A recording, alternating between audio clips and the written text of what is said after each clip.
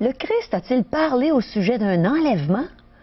Eh bien, on va l'apprendre aujourd'hui à l'émission La Parole vivante.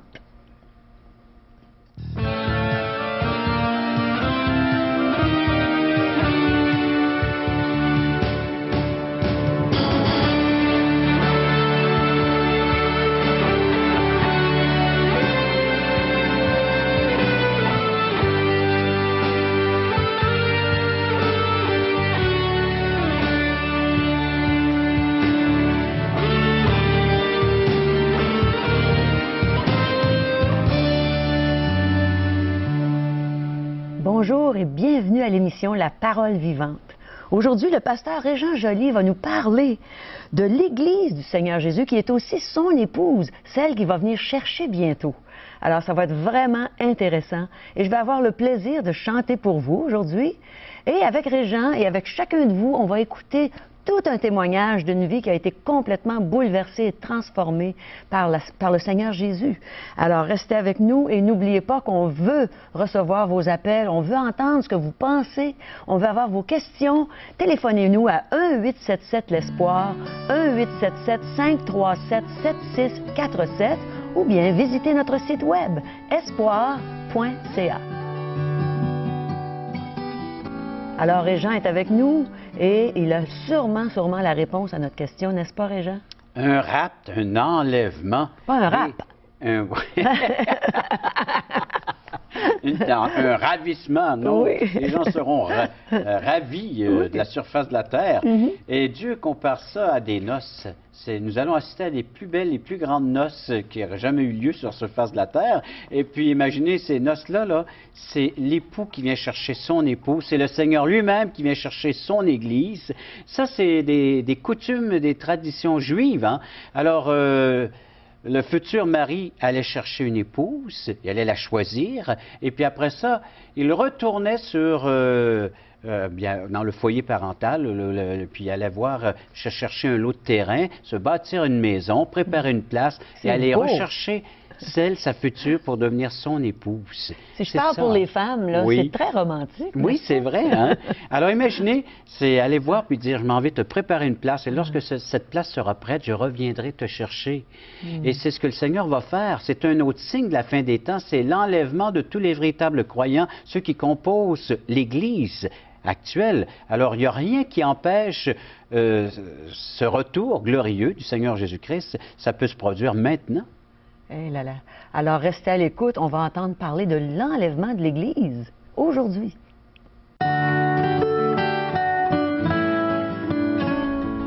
Agrémentons cette émission avec l'aide d'un témoignage, celui de Jacinthe Fortin. Jacinthe, bonjour. Bonjour. Bienvenue à l'émission Parole vivante. On veut entendre cette belle histoire d'amour qu'il y a entre toi et Dieu, qui est devenu ton sauveur, un sauveur merveilleux pour toi. Oui, moi, je suis née dans une famille catholique pratiquante. Puis ça me faisait plaisir d'aller à l'église. Je trouvais que c'était normal de prendre du temps avec Dieu, puis de le remercier.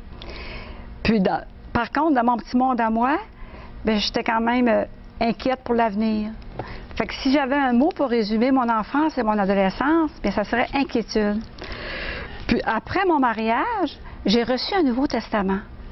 Puis là, je me suis mise à lire la parole de Dieu, quelque chose qu'on n'avait pas à la maison. Puis je me suis mis à croire que c'était toute la parole de Dieu, que je devais prendre le tout au complet.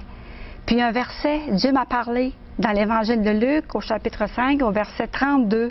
Jésus dit, « Je ne suis pas venu appeler à la repentance des justes, mais des pécheurs. » Puis moi, avec ma bonne vie, j'ai commencé à douter de mon salut. Et puis, dans sa grâce, Dieu, il a envoyé une de mes voisines. Puis, elle m'a demandé qu'est-ce que je faisais de mes temps libres. Puis, quand elle a vu ma religiosité, bien, elle m'a invité à partager la parole de Dieu avec elle. Puis, à ce moment-là aussi, il y a un autre verset qui m'a touchée. Jésus, il dit, « Venez à moi, vous tous, qui êtes fatigués et chargés, je vous donnerai du repos. » C'est quelque chose que j'avais jamais entendu. Un appel comme ça, intime, personnel de Jésus, annoncé par l'évangéliste Matthieu, chapitre 11, verset 28, où qui invite les gens à aller se décharger sur lui de tous nos problèmes, nos soucis et de ce fardeau qu'est le péché. De plus en plus, je mettais ma confiance donc dans la parole de Dieu. Puis un bon matin, Elle est venue à ma porte, puis elle m'a dit, bien, si tu meurs aujourd'hui, c'est où tu vas passer l'éternité? Puis moi, j'étais justement en train de lire un livre qui expliquait le plan du salut en Jésus-Christ. Puis là, dans mon salon, toute seule, j'ai demandé à Jésus de venir dans ma vie, puis j'ai vu mes péchés comme lui les voyait. Puis je l'ai invité, puis j'ai reçu une paix et une joie qui a envahi mon cœur. Alors, tu lui as permis d'accomplir le pourquoi il est venu sur la terre, de sauver des pécheurs, dont toi, tu t'es vue pécheresse devant ce grand Dieu. J'ai enfin compris c'était quoi le péché. Parce que c'est différent dans les Écritures de la manière que je l'avais appris. Puis, après ça, bien, je me suis jointe à une église évangélique. Puis, c'est un plaisir pour moi toujours d'aller à l'église. Mais là, avec tout, depuis ce temps-là, c'est depuis juin 1978, j'ai eu une vie, mon mari avait un travail, on était appelés à être transférés. Puis, j'avais tellement une confiance en Dieu que ça m'a amené à vivre ça dans la tranquillité. Alors, malgré tous les déplacements, les déménagements, tu es en tranquillité, tu es en paix. Maintenant, les enfants aussi, l'adolescence, comment ça a été difficile. Puis, j'ai vraiment été en paix. J'ai vraiment vécu ça, des fois, un peu plus difficile, mais avec Dieu, là, j'ai passé à travers. Puis, je veux lui rendre gloire pour ça. Parce que, vraiment, c'est avec la belle espérance qu'on a pour l'éternité aussi, puis la paix avec Dieu qui surpasse toute intelligence. Merci, Seigneur. Alors, c'est ton vécu. C'est le résumé de cette belle histoire d'amour. Oui, court, hein? C'est bref le temps qu'on t'alloue aujourd'hui. Mais, quand même, nous pouvons réaliser l'impact de la venue de Jésus pour ta propre vie. C'est ça. On a un message, puis on annonce un message simple. Le salut est en Jésus seul. Et puis tu le proclames, tu en profites des occasions qui te sont offertes afin de pouvoir présenter la personne de Jésus, celle qui t'est chère, qui t'est précieuse aujourd'hui. Et je voudrais vous inviter, vous tous qui écoutez présentement ce témoignage, que vous pouvez vivre cette expérience, vous aussi, intimement, personnellement, en ouvrant le cœur à Jésus et en l'invitant à venir accomplir parfaitement son œuvre de délivrance pour vous.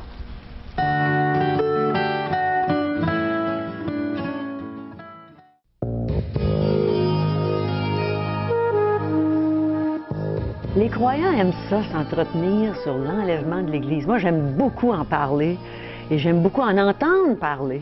Et il y a des gens, par contre, qui ne sont même pas au courant qu'il y a un enlèvement de l'Église. Alors, Régent va nous en parler aujourd'hui, n'est-ce pas, Régent? Et pourtant, c'est un des grands signes de la fin des temps.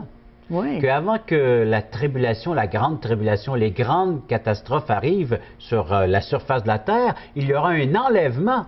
Ouh. Et cet enlèvement, c'est les croyants, l'Église, comparé à des noces, appelées des noces même, les noces de l'agneau, nous dit Jean dans l'Apocalypse. Êtes-vous prêts pour ce grand enlèvement?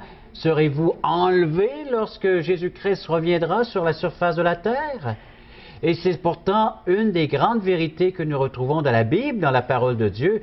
C'est l'espoir de tout véritable croyant, comparé à des noces comme dans les traditions juives, les coutumes juives. Alors oui, alors le futur époux allait voir sa fiancée, allait payer ce qu'il fallait, la dot, c'est ça, aux beaux-parents, et la réservait, c'est comme si maintenant elle était réservée pour lui seul, et c'est ce que Jésus-Christ est venu faire une première visite, il est venu payer, et là il est parti préparer une place pour venir chercher celle qu'il a racheté à grand prix. Regardez dans Jean chapitre 14. Alors, si vous avez l'évangile de Jean, cet évangile que nous offrons tout à fait gratuitement, vous pourrez nous en faire la demande à la toute fin de l'émission. Jean chapitre 14, verset 1. Que votre cœur ne se trouble point, croyez en Dieu et croyez en moi. Il y a plusieurs demeures dans la maison de mon Père. Si cela n'était pas, je vous l'aurais dit, je vais vous préparer une place. Et le verset 3. Et lorsque je m'en serai allé, et que je vous aurai préparé une place, je reviendrai et je vous prendrai avec moi afin que là où je suis, vous y soyez aussi. Alors Jésus vient chercher son épouse. Alors l'époux, futur époux, retournait à la maison paternelle, préparait cette place pour son épouse, sa future épouse. Alors il pouvait construire une maison et une fois que la place était prête, il allait la chercher. Et c'est en plein ce que le Seigneur Jésus va faire. Hein? C'est exactement ça. Alors l'épouse, c'est bien, c'est nous les croyants. C'est nous les croyants. formons une épouse. Une épouse. Alors, c'est pas moi personnellement ou toi personnellement. Je sais que tu aimerais te rapproprier. Avoir Jésus à moi tout seul, toute seule. Mais c'est son Église, c'est tous les rachetés. Alors, il a assez d'amour pour tous les racheter. Actes, oui, nous sommes ses enfants. Tu es un enfant et tu es un bien-aimé. C'est ce que la Bible nous dit. Nous sommes des bien-aimés. Mais l'épouse, c'est tous les rachetés depuis le livre des Actes jusqu'à aujourd'hui. Hein. C'est cette Église qui devient l'épouse. Et elle sera à ses côtés. Imaginez dans la Nouvelle Jérusalem, une Jérusalem céleste, nous dit les Saintes Écritures, et on sera là pour festoyer, pour nous réjouir ensemble.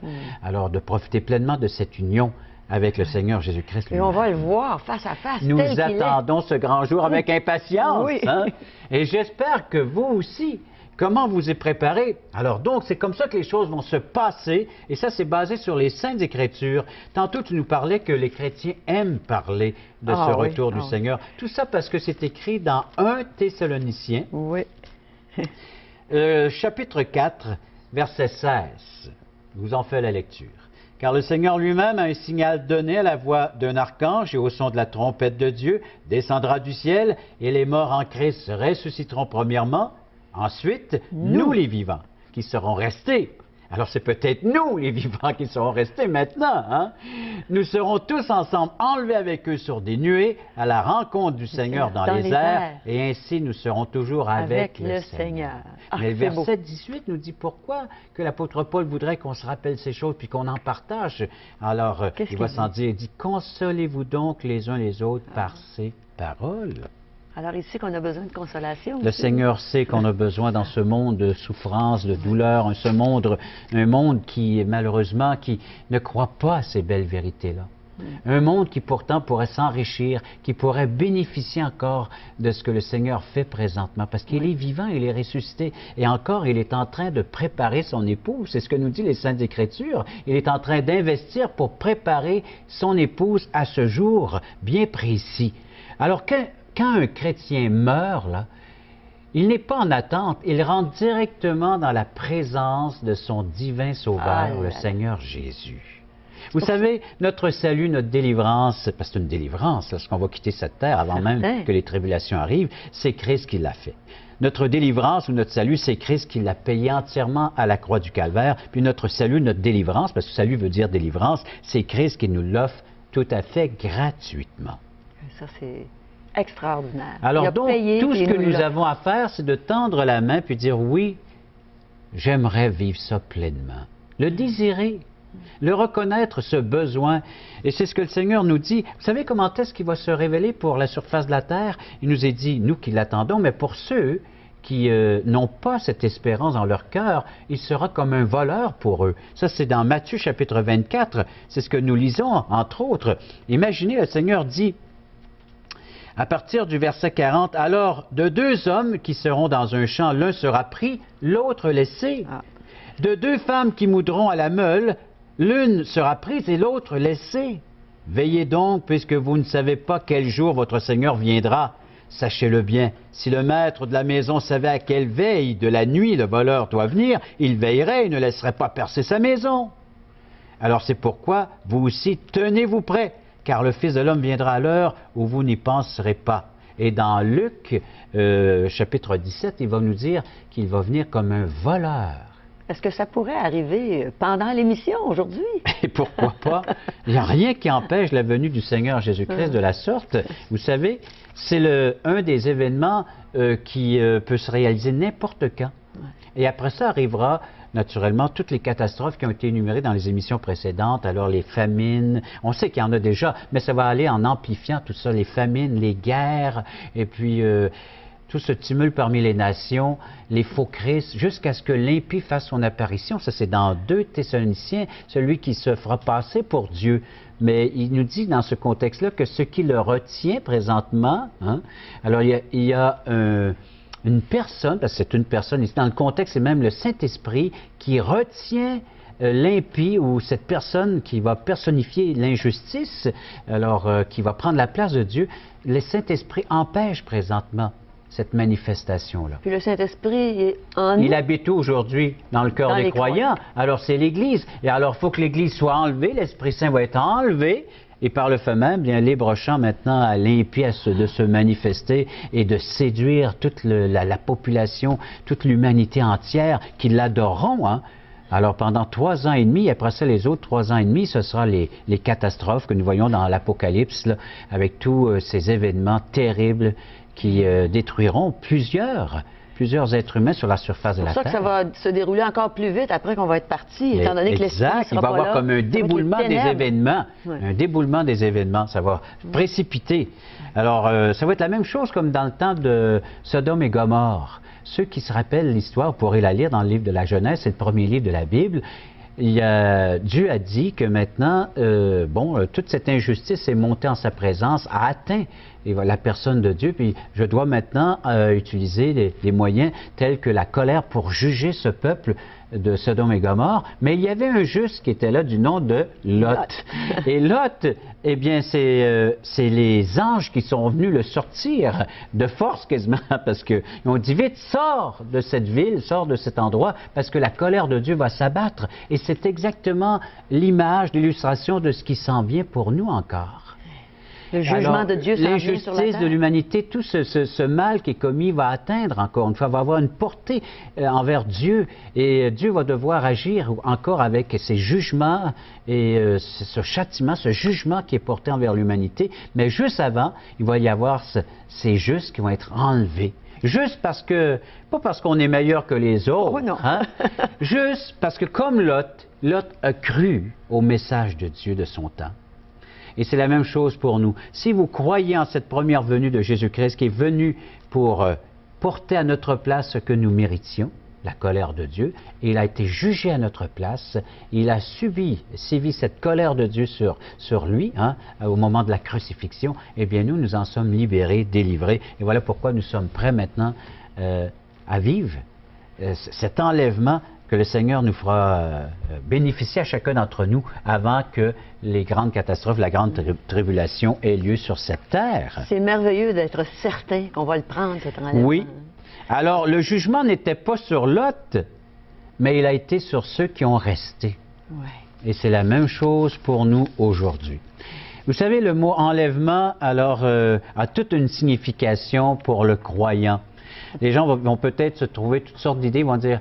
un enlèvement... on va juste monter comme ça. Oui, c'est ça, alors que c'est beaucoup plus que cela. Imaginez, on va être enlevé pour être dans la présence du Seigneur pour toujours, nous dit les Saintes Écritures, encore une fois, je vous rappelle 1 Thessaloniciens 4, verset 16, mais aussi il nous est dit dans l'Apocalypse que ce sera un festin, ce sera des noces de l'agneau. Ça va être une fête, nous allons nous réjouir. Alors, dans le ciel, on ne peut pas... avoir une idée de tout cela. On participe déjà, on assiste à des noces, hein, puis déjà comment on trouve ça beau lorsqu'on voit arriver l'épouse dans le cortège, et puis la place qu'on lui met, qu'on lui donne. Mais imaginez, c'est cette place-là que le Seigneur nous réserve à son Église, d'être à ses côtés, de régner avec lui, comme il nous est dit. Et puis tous ces sujets vont contempler cette épouse qu'il s'est choisie, qu'il a préparée. Dans Éphésiens chapitre 5, il nous est dit qu'il la lave, il la purifie, il la sanctifie. Alors il la prépare pour ce jour mémorable, ce grand jour, et c'est ce que nous allons vivre ensemble. Alors donc, le Seigneur dit qu'on va être ravis. On va être enlevés comme ça. Et puis, j'aime ça, le mot ravi. Moi aussi, j'aime ça, être ravi des gens qui vont être de la sorte pour aller le rejoindre. Aller le rejoindre. Et le verset nous dit bien dans Jean chapitre 14 que lorsque notre place sera prête, il reviendra. Les gens essaient de se procurer une place au ciel. Moi, je voudrais m'arrêter là-dessus pour les prochaines minutes, pour ce qui nous reste comme temps, parce que les gens vont dire souvent, moi, je pratique ma religion afin de pouvoir gagner une place au ciel. Ou moi, je vais essayer de faire du bien, je vais essayer de faire à mon prochain, moins de mal possible, ou essayer une balance de faire, si je fais du mal, je vais essayer de faire du bien au moins pour compenser, puis essayer de me mériter les faveurs de Dieu. Mais le texte nous dit bien que c'est le Seigneur Jésus qui a l'autorité de nous préparer une place au ciel. Ce n'est pas nous qui sommes en train de nous préparer une place, c'est lui seul. Et je préfère que ce soit lui qui prépare ma place. Elle va être parfaite. Elle est, oui, exact. Elle va être parfaite. C'est un être parfait qui est en train d'y aménager cet endroit pour moi et pour toi et pour quiconque place sa foi, sa confiance dans la personne de Jésus-Christ. Alors imaginez, on n'a pas de date, on n'a pas l'heure, mais vous savez que les prophéties sont là pour nous rappeler que le Seigneur revient très bientôt. L'apôtre Paul avait une expression, c'était Maranatha, qui voulait dire Jésus au Seigneur revient bientôt. Revient bientôt. Et c'est notre message que nous voulons laisser à chacun d'entre vous qui est à l'écoute. Vous pouvez vivre de cette espérance. Vous aussi, vous pouvez avoir le message en l'accueillant Jésus comme Sauveur et Seigneur et de vivre pleinement ce moment qui peut être subi d'un moment à l'autre pour cette humanité. Vous savez, le Seigneur nous a fait une promesse puis il va l'accomplir pleinement. Il a le pouvoir de le faire. Alors, j'ai bien hâte à ce jour où il va venir chercher son Église parce que j'en fais partie. Et justement, j'ai composé un chant il y a quelques années dans lequel je dis « Et quand je pense que bientôt je serai transporté là-haut, que je pourrai te contempler et t'adorer pour l'éternité. » Alors, j'aimerais le chanter pour vous en ce moment. Le titre de ce chant, c'est « Ta présence ».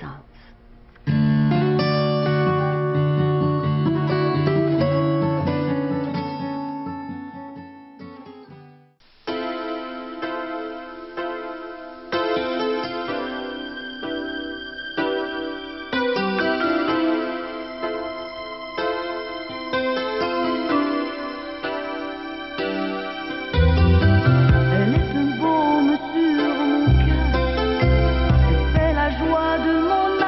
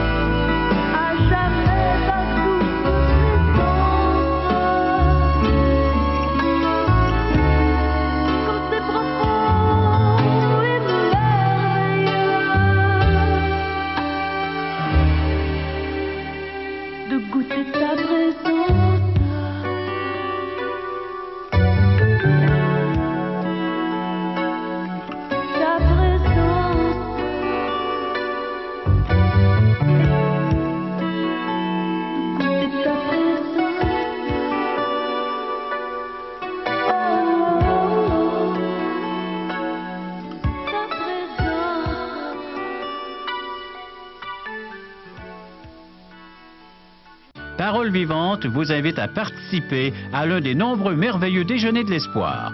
Ces déjeuners ont lieu dans plusieurs restaurants réputés de la région et vous sont offerts gratuitement. Venez entendre le témoignage d'une vie transformée par la puissance de Dieu. Pour connaître les détails concernant l'endroit, la date et l'heure pour votre région, composez le 1-877-537-7647 ou notre site web www.espoir.ca.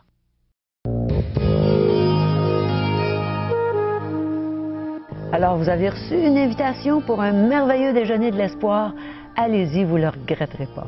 Et aujourd'hui, Régent a encore de la bonne nourriture spirituelle à nous offrir. La belle littérature offerte tout à fait gratuitement. Vous voulez vous préparer pour l'enlèvement de l'Église? Vous voulez faire partie de cet enlèvement? Faites-nous la demande de cette littérature. Elle est là dans ce but-là, entre autres, de connaître le merveilleux plan de Dieu pour votre vie, l'Évangile selon Jean. Oui.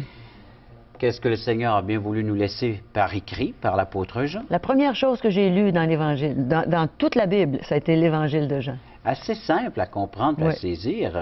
La parole faite chair, ce Dieu qui, en 3 personnes qui vient habiter parmi nous, en la personne de Jésus. Quel amour. Justement, Jésus, seul espoir. Nous vous l'offrons, ce petit fascicule. La revue En contact de Charles Stanley, alors une réflexion quotidienne sur la parole de Dieu. Des bons articles. Et également, Questions fondamentales de J. Blanchard. Ça, c'est pour répondre aux problèmes actuels. Là. Comment les résoudre? On vous apporte des solutions dans ce fascicule. Et pour nous en faire la demande... Oui, vous pouvez les avoir gratuitement en signalant le 1-877-l'Espoir, 1-877-537-7647 ou visiter notre site web espoir.ca. Alors, ça nous a fait plaisir d'être avec vous aujourd'hui et on veut vous retrouver demain. Alors, restez là. Restez là pas trop loin parce qu'on vous revient demain, ça c'est sûr. À la prochaine.